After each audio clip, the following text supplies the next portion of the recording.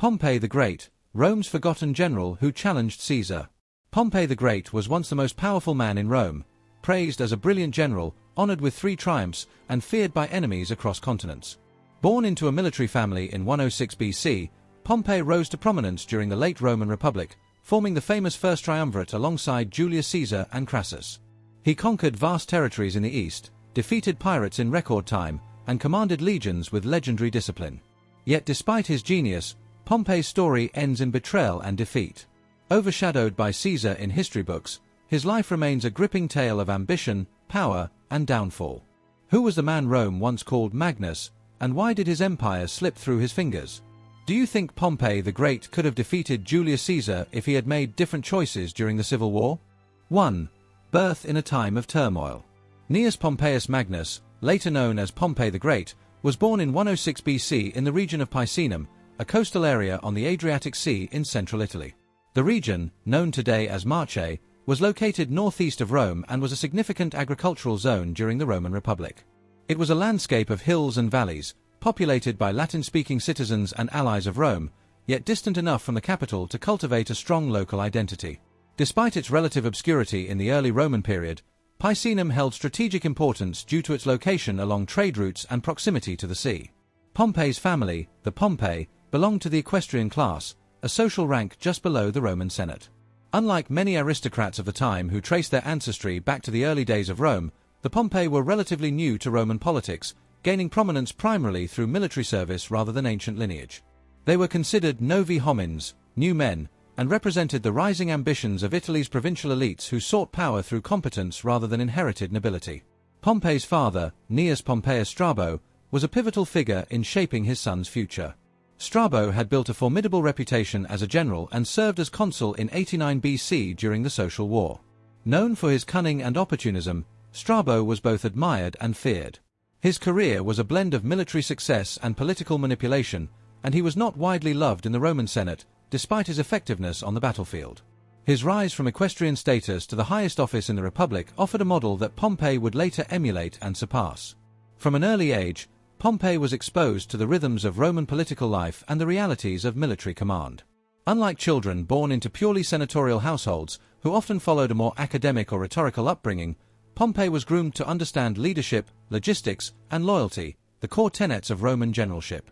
He received an education appropriate for a Roman noble, including training in Latin literature, oratory, and military theory. While not considered a philosopher or a thinker, he had a sharp mind for administration and a practical approach to strategy. His father's military campaigns were often accompanied by young Pompey, who observed firsthand how armies were led and how victories translated into political influence. These experiences would serve as the foundation for his future, embedding in him a disciplined sense of command, a taste for battlefield glory, and an understanding that in the Roman Republic, military success was often the surest path to political power. By his teenage years, Pompey had already gained a reputation among his peers for his discipline and his sense of duty.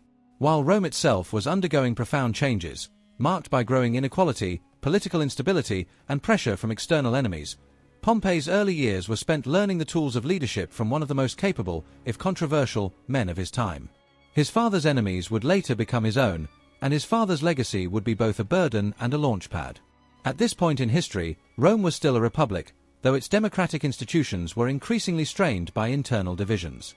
The Senate, composed of Rome's wealthiest aristocrats, held most of the power, but populist leaders and ambitious generals had begun to challenge its dominance. This was the world into which Pompey was born, a Rome on the edge of transformation, where political careers could be forged as much by the sword as by the Senate. For someone with military lineage and political ambition, the opportunities were vast, but so were the dangers. By the time Pompey reached adulthood, he was not simply a soldier's son. He was an heir to a rising legacy and a man prepared to command.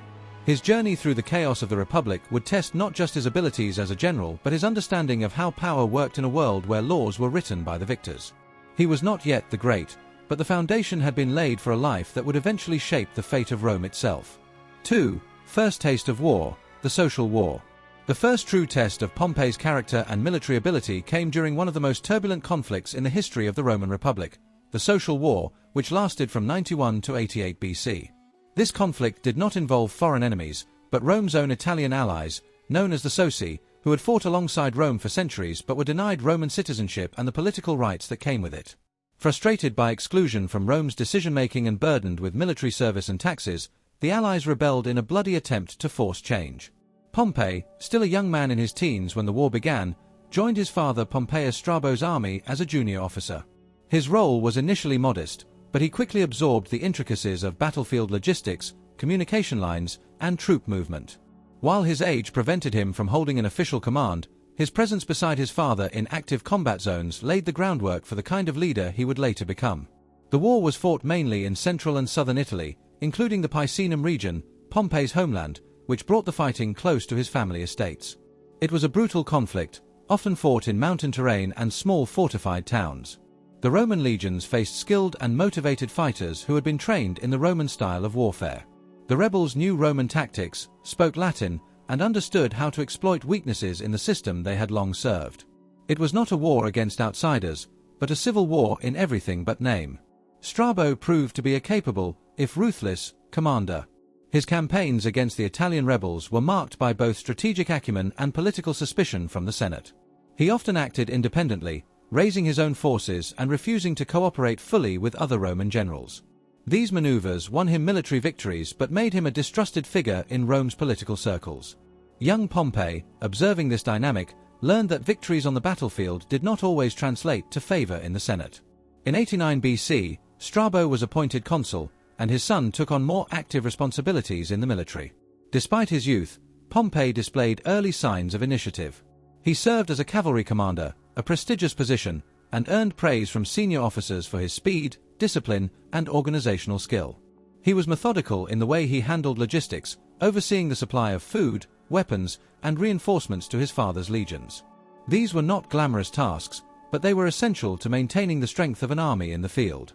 Then, in 87 BC, the course of Pompey's life changed dramatically with the sudden death of his father.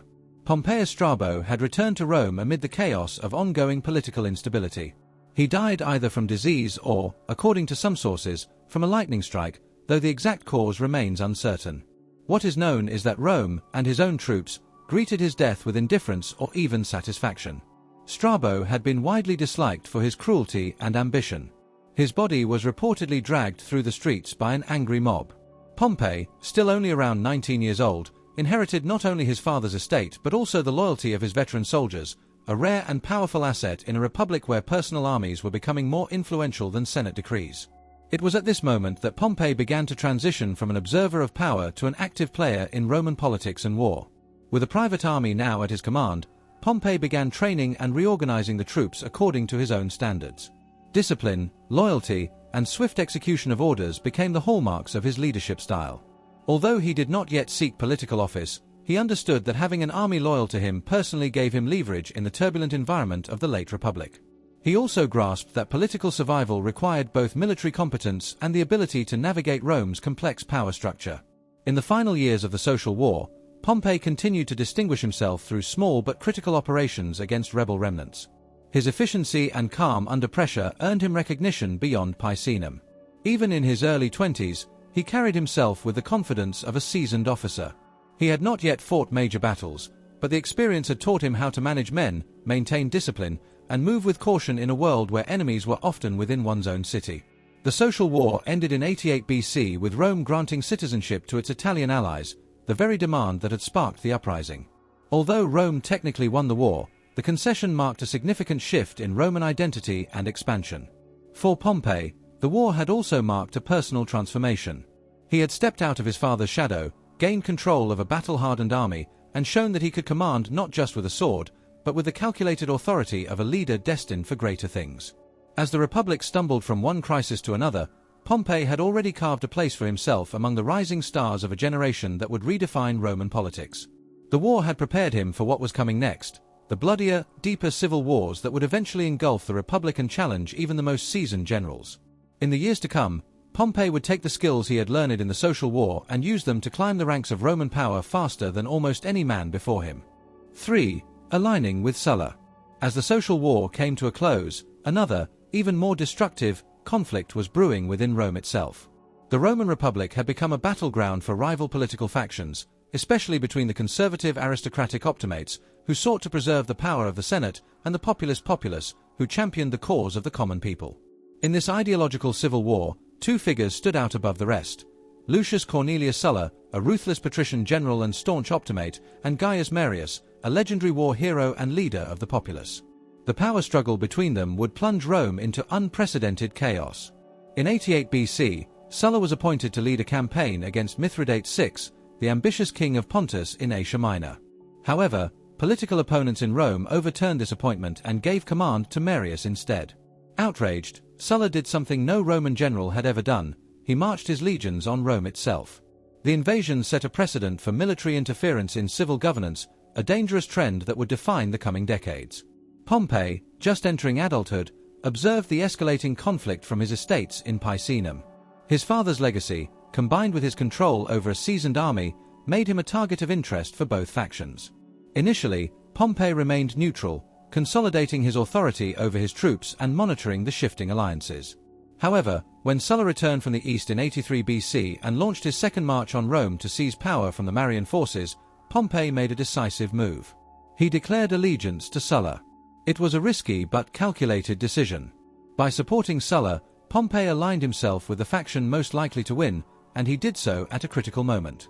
He swiftly raised 3 legions, roughly 15,000 men, and led them south to join Sulla's forces.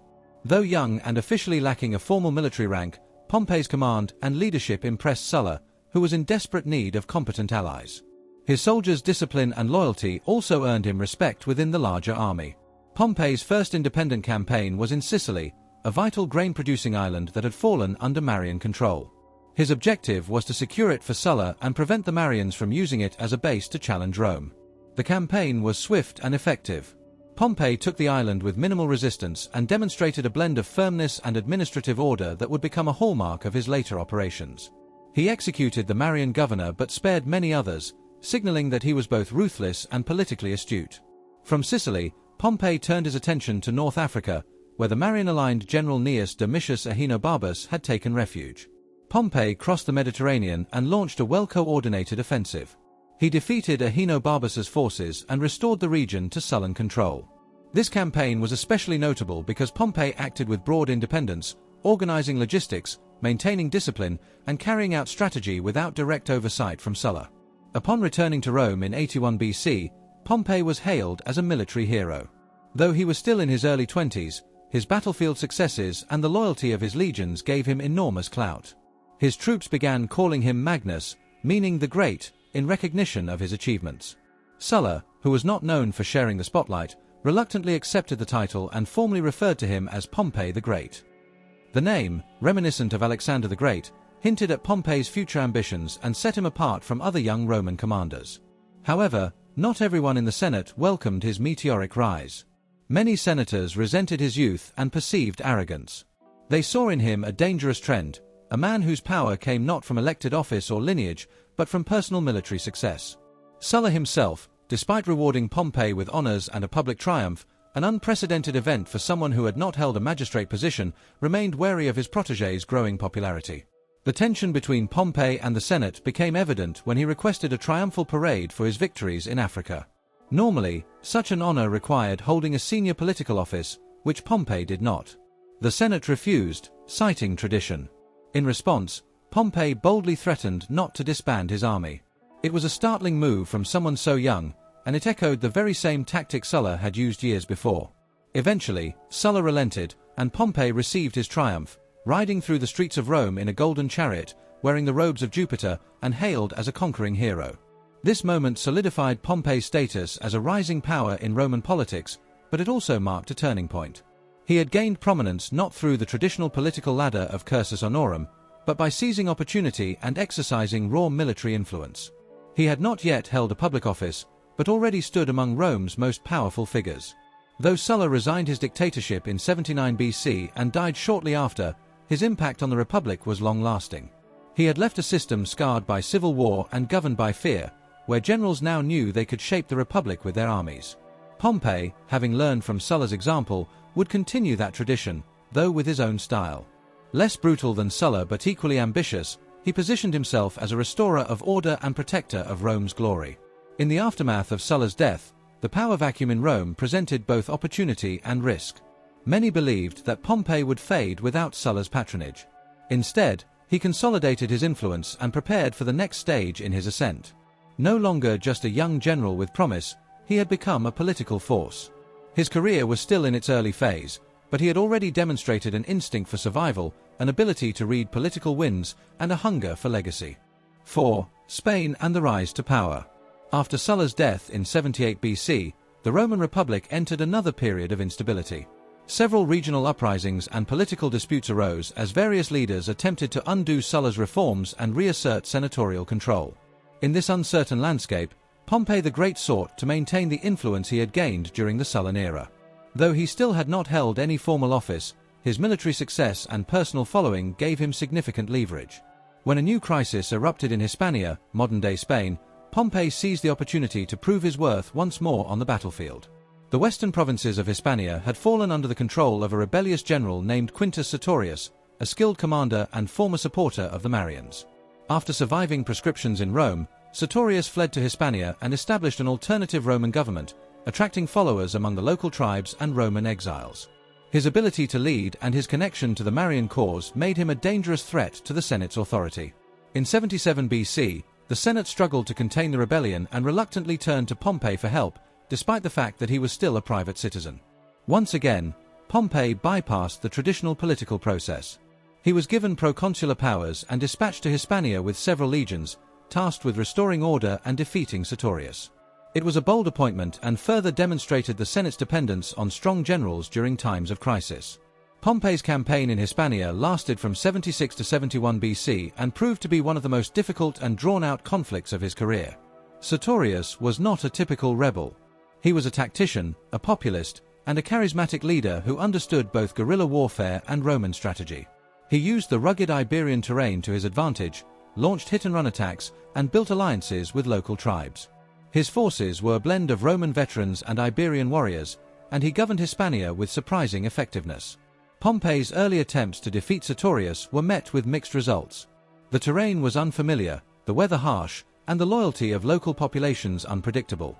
His armies suffered several setbacks in the first years of the campaign. Despite his reputation in Rome, Pompey found himself in a protracted war of attrition. Supplies were often short, and morale fluctuated. At one point, he even requested reinforcements and financial support from the Senate, warning them that if aid did not arrive, he might be forced to abandon the province. This move revealed the strain the campaign placed on him, but also reminded Rome of how much power he truly held, not only over his troops, but over the Republic's fate in the West. Pompey was not alone in Hispania. He coordinated with Quintus Metellus Pius, another veteran general with consular authority. Though the two had different command styles, they managed to conduct parallel operations against Sertorius. Over time, Metellus and Pompey began to regain ground, reclaiming towns and breaking up Sertorius's alliances. The tide began to shift, not because of a single great battle, but due to the slow erosion of Sertorius's support base. In 72 BC, the conflict took a dramatic turn. Sertorius was assassinated by one of his own commanders, Marcus Paperna, in a conspiracy fueled by jealousy and ambition. However, Paperna lacked Sertorius's leadership skills and soon faced Pompey in battle. Pompey decisively defeated Paperna and captured his correspondence, which included letters from powerful Romans who had secretly supported Sertorius. Instead of publishing these names and risking another political crisis, Pompey burned the letters, a calculated move to avoid provoking civil unrest back in Rome. This act demonstrated Pompey's growing political instincts. He was not just a soldier anymore, he was thinking like a statesman. By 71 BC, Pompey had successfully crushed the rebellion and restored Roman authority in Hispania. His return to Italy, however, was not peaceful. During his time abroad, a massive slave uprising had erupted in the south of the Italian peninsula, led by a former gladiator named Spartacus. The rebellion had lasted 2 years, challenged Roman legions, and terrified the Senate. It had finally been quelled by Marcus Licinius Crassus, another rising general and one of the wealthiest men in Rome. However, just as Crassus was completing his campaign, Pompey arrived in northern Italy with his legions. Pompey quickly mopped up some of the last fleeing slave rebels and claimed partial credit for ending the war. This infuriated Crassus, who had carried the bulk of the fighting. The rivalry between Pompey and Crassus, already tense, deepened. Both men demanded recognition, and both sought to use their recent military successes to gain political power. In a republic increasingly dominated by personal ambition, such conflicts were inevitable. Despite his age and lack of formal qualifications, Pompey was elected consul for the year 70 BC, an extraordinary event, as he had never served as quaestor, praetor, or held any other lower-ranking magistracy. The traditional path of cursus honorum had been completely bypassed. Alongside Crassus, who was elected co-consul, Pompey entered the political arena at the very top. As consul, Pompey implemented several reforms that reflected both popular and senatorial interests. He helped dismantle some of Sulla's strict limitations on the tribunes of the plebs, restoring their traditional rights. He also reformed the composition of the juries in the courts, balancing senatorial and equestrian influence. These moves won him significant public support and helped craft his image as a reformer and protector of the Republic, despite the fact that he had come to power through military means. By the end of this chapter in his life, Pompey had demonstrated an extraordinary ability to rise through unconventional channels. He had gained victory in a foreign land, returned to a hero's welcome, and seized political power without the usual qualifications.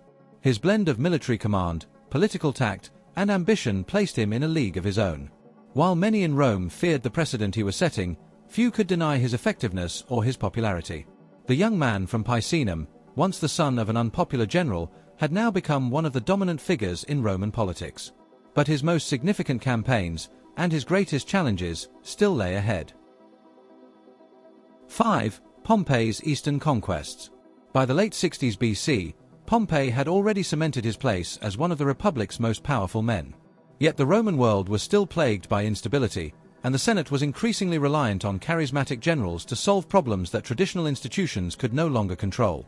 The Mediterranean Sea had become a dangerous place, overrun by pirates who disrupted trade, kidnapped Roman citizens, and raided coastal towns. Their influence stretched from Spain to Asia Minor, and their naval strength outmatched that of many minor kingdoms. The Senate, desperate to restore order, turned once again to Pompey. In 67 BC, Pompey was granted extraordinary powers through the Lex Gabinia, a law passed by the people of Rome that authorized him to command a massive fleet and army with unprecedented authority across the Mediterranean and its coastal regions. The appointment shocked the Senate, especially the traditionalists, who feared the concentration of so much power in one man. But the public demanded action, and Pompey's reputation for efficiency and discipline made him the obvious choice. Pompey organized the campaign against piracy with remarkable speed. He divided the Mediterranean into sectors, each assigned to a subordinate commander, and launched simultaneous operations. Within just 3 months, he had cleared the sea of pirate strongholds, capturing or eliminating thousands of pirates and restoring safe passage for merchants. The efficiency of this campaign boosted his popularity to new heights and reinforced his image as a man of action who could achieve what others could not. But the fight against piracy was only a prelude. In 66 BC, Pompey's powers were expanded again through the Lex Manilia, which authorized him to take command of the ongoing war in the east against Mithridates VI of Pontus. Mithridates had been a thorn in Rome's side for decades. A brilliant and ruthless ruler, he had waged 3 wars against the Republic, causing massive casualties and forging alliances with other Eastern powers. Previous Roman commanders had struggled to defeat him decisively. The Senate's trust in Pompey was a calculated risk, one that would have major consequences for the Eastern Mediterranean. Pompey began his campaign by stabilizing the eastern provinces and ensuring loyalty from local leaders. He negotiated with allied kings and governors, demonstrating his understanding that diplomacy could be as important as force. When the time came for confrontation, he moved swiftly. Mithridates, already weakened by years of war, was forced to retreat after a series of defeats. He fled to the Crimean Peninsula, where he was eventually betrayed by his own son and took his own life. With Mithridates dead, Pompey turned his attention to reorganizing the east. His victories allowed him to annex the kingdom of Syria, converting it into a Roman province. He intervened in Judea, where a civil war between rival factions of the Hasmonean dynasty had erupted. Pompey besieged Jerusalem in 63 BC and, after a bloody battle, entered the city. He famously entered the Holy of Holies in the Jewish temple, a sacrilegious act in the eyes of many, but refrained from looting the sanctuary. He placed Judea under Roman control but allowed local rulers to continue governing as client kings, a practice common in Roman imperial policy. Pompey's reorganization of the eastern provinces was thorough and long-lasting. He established stable governments in newly conquered territories, redrew borders, and implemented tax systems that would fund Roman administration. His decisions shaped the geopolitical structure of the eastern Mediterranean for decades. Though not always celebrated for vision or philosophy, Pompey's practical governance left a clear administrative legacy. In recognition of his success, Rome awarded him a third triumph, the most elaborate of his career. In 61 BC, he paraded through the streets of the capital in a display that lasted 2 full days. His route was lined with captured kings, exotic animals, and vast spoils of war. The event was not just a celebration of military victory, but a political statement. Pompey had conquered more territory for Rome than any general before him, and he did so while maintaining the facade of republican legality. Yet even at the height of his power, tensions began to mount. Despite his triumph, Pompey found the Senate resistant to confirming his eastern settlements and rewarding his veterans with land. The political class in Rome remained wary of any individual who amassed too much influence. Pompey's earlier circumvention of traditional offices had earned him enemies, and his attempts to reintegrate into the Roman political system met obstruction.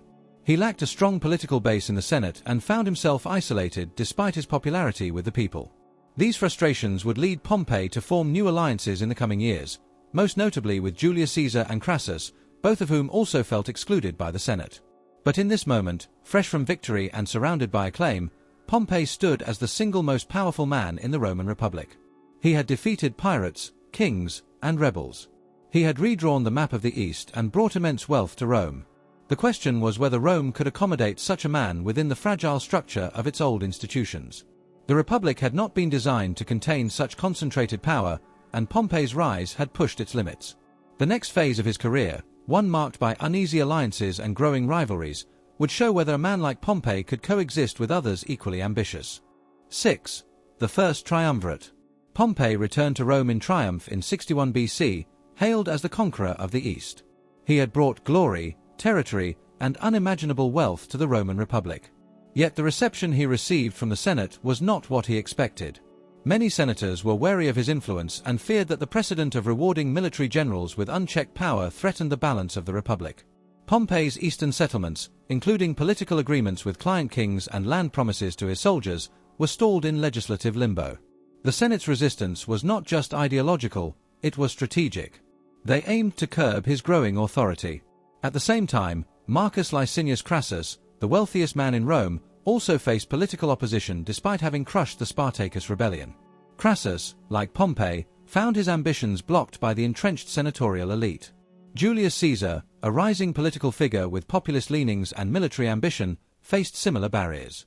These three men, Pompey, Crassus, and Caesar, shared a common frustration: they could not achieve their goals through traditional senatorial channels. In 60 BC, they formed an informal political alliance that would become known as the First Triumvirate. This pact was not official or sanctioned by law, but it was one of the most effective power arrangements in Roman history. Each member brought something essential to the table. Pompey had unmatched military prestige and popularity among the people. Crassus held enormous wealth and influence over the business class. Caesar, charismatic and politically savvy, was a bridge to the popular assemblies and had strong connections among Rome's lower classes. The alliance was cemented through marriage. Pompey married Julia, the daughter of Julius Caesar. Though the union was political, it grew into a sincere and affectionate relationship. Julia's presence helped maintain peace between Pompey and Caesar, who might have otherwise viewed each other as rivals. Their bond strengthened the triumvirate and gave the appearance of unity. With their combined influence, the triumvirs dominated Roman politics. Caesar was elected consul in 59 BC and quickly pushed through Pompey's land reforms and the ratification of his eastern settlements. Veterans received their promised land, and Pompey's administrative decisions in the east were legalized. Crassus, meanwhile, saw his interests in the tax collection contracts of Asia supported. The Senate, though bitter and vocal, was powerless to stop them. But despite their early success, the triumvirate was a fragile alliance, bound by convenience rather than shared ideology. The three men had different temperaments and long-term goals. Pompey, older and more conservative, valued stability and reputation. Crassus craved wealth and influence. Caesar sought glory through military conquest, especially in Gaul. While Caesar launched his campaigns in Gaul, modern-day France and Belgium, beginning in 58 BC, Pompey remained in Rome, growing increasingly distanced from his ally. Caesar's victories abroad were staggering. Over the course of several years, he defeated tribal coalitions, expanded Rome's frontiers, and sent regular dispatches to the Senate that glorified his achievements. These reports were widely published in Rome and made Caesar a hero among the people, much as Pompey had once been. Pompey, who had dominated the headlines just a few years earlier, now found himself overshadowed. Although he still held great influence and commanded respect, he was no longer the undisputed figure of Roman power. His political position became even more complicated in 54 BC when Julia, his wife and Caesar's daughter, died during childbirth. Her death severed the personal bond between the two men, removing the emotional glue that had helped keep the triumvirate intact. Tensions escalated further in 53 BC with the death of Crassus at the Battle of Carrhae, a disastrous military expedition against the Parthians in the east. Crassus's death left a power vacuum and shattered the triangular balance of the alliance. What had been an unstable partnership among three now risked becoming a rivalry between two. In the years that followed, Pompey began drifting toward the conservative faction of the Senate, the Optimates, who saw him as a counterweight to Caesar's growing popularity. They courted Pompey with honors and authority, granting him special responsibilities for maintaining grain supplies in Italy and later making him sole consul in 52 BC to stabilize Rome during political unrest. These actions elevated him, but also tied him more closely to the very class that had once opposed him. Pompey accepted these roles, perhaps believing that he could restore order and protect the Republic from chaos. But he also began to fear Caesar's intentions. With each victory in Gaul, Caesar grew more powerful. His armies were loyal, battle-hardened, and stationed not far from the Italian border. Rumors spread that Caesar intended to return to Rome with his legions and seize control by force. Pompey, now aligned with the Senate, prepared to stop him. The triumvirate, once a symbol of unified dominance, had completely disintegrated. Pompey and Caesar, once allies through blood and power, were now adversaries on a collision course.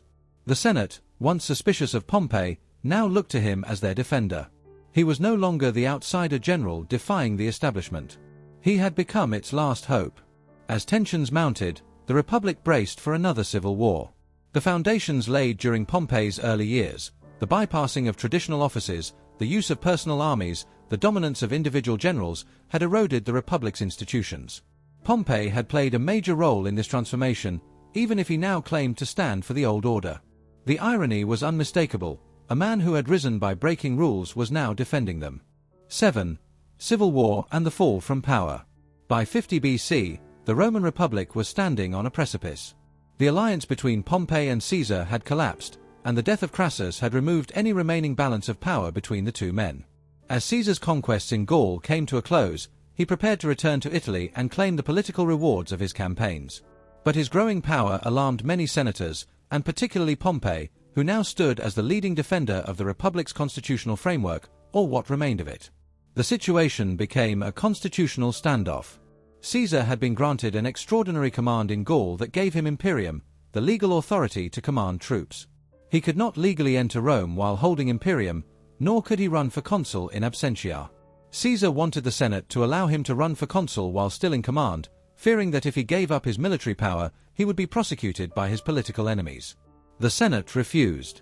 Under the influence of Pompey and the Optimates, they demanded Caesar disband his army before crossing into Italy. In January of 49 BC, Caesar made his fateful decision. He led the 13th Legion across the Rubicon River, a small stream in northern Italy that marked the boundary of his province, effectively declaring war on the Roman state. According to legend, Caesar uttered the words Alia iacta est, the die is cast. The civil war had begun. Pompey, though once Rome's greatest general, was unprepared for the speed of Caesar's advance.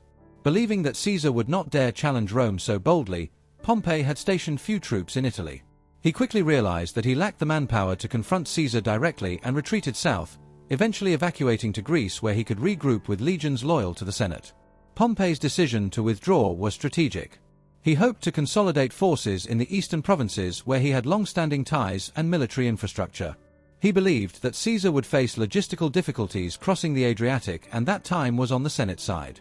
Rome itself fell to Caesar without a fight, further bolstering his reputation as a liberator rather than a conqueror. From his base in Greece, Pompey began assembling a formidable army. With support from the Senate, local allies, and eastern client kings, he gathered more than 40,000 infantry and 5,000 cavalry, a force that outnumbered Caesar's veterans. His fleet controlled the sea, and he had the financial resources to sustain a long campaign. It appeared that Pompey was in a strong position to win. But Pompey had changed. Once known for swift and decisive action, he now hesitated, hoping to starve Caesar into submission rather than engage in open battle. This cautious strategy frustrated many of his officers, some of whom urged immediate confrontation. Caesar, on the other hand, moved aggressively. Despite being outnumbered, he landed in Greece with a portion of his forces, avoided naval interception, and began a war of maneuver that tested both generals' patience and skill. The two sides clashed in 48 BC at the Battle of Dyrrhachium, where Pompey gained the upper hand and inflicted heavy losses on Caesar's forces. But instead of pressing the advantage, he once again held back. Caesar regrouped and retreated inland, drawing Pompey away from his coastal strongholds. The final confrontation came at Pharsalus, in central Greece, in August of 48 BC. Despite being outnumbered, Caesar had roughly 22,000 infantry to Pompey's 45,000. Caesar's troops were more experienced and fiercely loyal. The battle was brutal and short. Caesar's tactics, including a hidden fourth line of reserves to ambush Pompey's cavalry, turned the tide. Pompey's army collapsed under the pressure, and many of his officers were captured or killed. It was the most devastating defeat of Pompey's career. Pompey fled the battlefield, humiliated and disillusioned. He made his way to the coastal city of Larissa, then to the island of Lesbos, where he reunited briefly with his wife, Cornelia. From there, he sailed to Egypt, hoping to find refuge with the young king Ptolemy XIII, whose father had been allied with Rome and had once supported Pompey during his eastern campaigns. But Egypt was in the midst of its own dynastic struggle. Ptolemy XIII was engaged in a power conflict with his sister, Cleopatra VII, and his advisors feared that harboring Pompey might draw Caesar's wrath.